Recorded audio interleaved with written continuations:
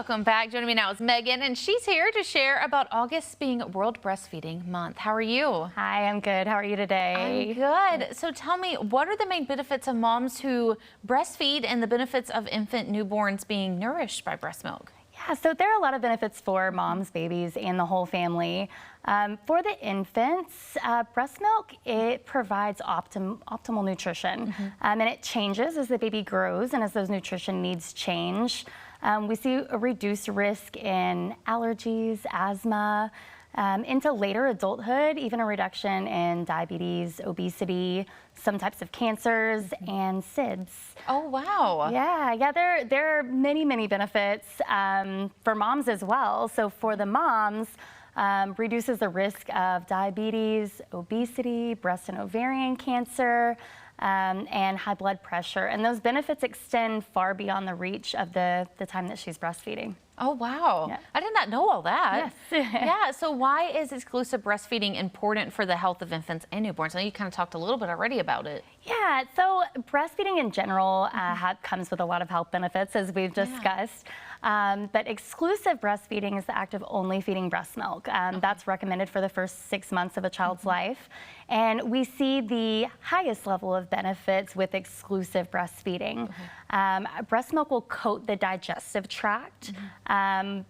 Any introduction of other foods, whether it's solids or formula, can break down that barrier. So what that barrier does is it protects the baby from any harmful bacteria that can get into that digestive lining. So it helps prevent any digestive issues, digestive infections. And then, of course, the more breast milk you get, the more benefits there are.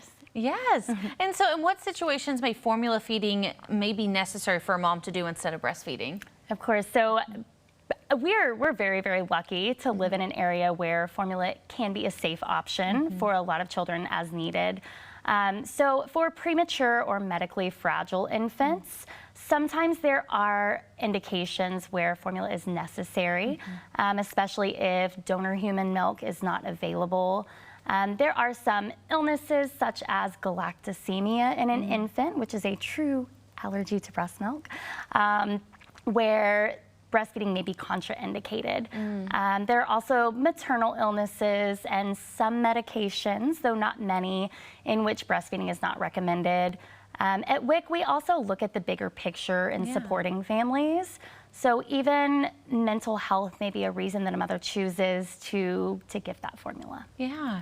And so in what ways can fathers become involved within their family's breastfeeding journey? Oh, I love that question. Yeah. So many times we see that fathers want to know how they can help. How can they be a part of this? Because the mom is the only one actually able to feed in the beginning. So fathers can be a part by first educating themselves while they're pregnant and preparing for baby, and learning how to support and learning the importance of breastfeeding. And then after the baby's here, a lot of fathers love to do skin to skin and get that same level of bonding that mom is able to receive. They can help with diaper changes and assist with latch and positioning. A lot of times we need 6 arms as a parent, so having that support person can be really helpful. Yes.